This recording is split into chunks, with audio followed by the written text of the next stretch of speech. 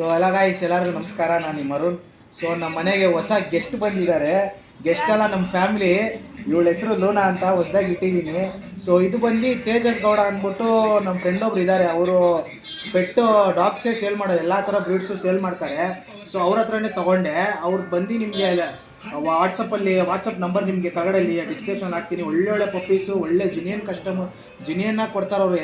ಒಳ್ಳೆ ಟಾಪ್ ಕ್ವಾಲಿಟಿನೂ ಕಡಿಮೆಲಿ ಕೊಡ್ತಾ ಇದ್ದಾರೆ. ಸೊ ಅವ್ರನ್ನ ಕಾಂಟ್ಯಾಕ್ಟ್ ಮಾಡಿ ತೇಜಸ್ ಅಂದ್ಬಿಟ್ಟು. ಸೊ ನಾವು ಬುಕ್ ಮಾಡಿ ನಮ್ಮ ಲೂನಾನ ತೊಗೊಂಡ್ವಿ. ತುಂಬ ಚೆನ್ನಾಗಿ ಕೊಟ್ಟಿದ್ದಾರೆ, ತುಂಬ ಇಷ್ಟ ಆಯಿತು. ಥ್ಯಾಂಕ್ ಯು ತೇಜಸ್ ಅವರೇ.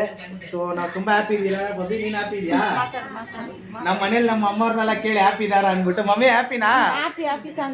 ನಿನಗೆ ಇಷ್ಟ ಆಯ್ತೇನೋ? ಸೊ ಇವಳು ನಮ್ಮ ಮನೇಲಿ ಒಬ್ಳು ಇವಾಗ ಫ್ರೆಂಡ್ಲಿ ಆಗಿದೆ. ಇವಾಗ ನಮ್ಮ ಮನೆ ಫ್ಯಾಮ್ಲಿನೇ ಇವಳು.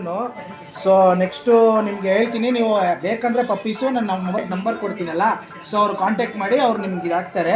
ಸೊ ನಮ್ಮ ಚಿಕ್ಕಮ್ಮಂಗೆ ಕೇಳ್ತೀನಿ ತಾಳೆ ಹೆಂಗಿದೆ ಅಂತ. ಹೆಂಗಿದೆ ಮೇಘಲಾ?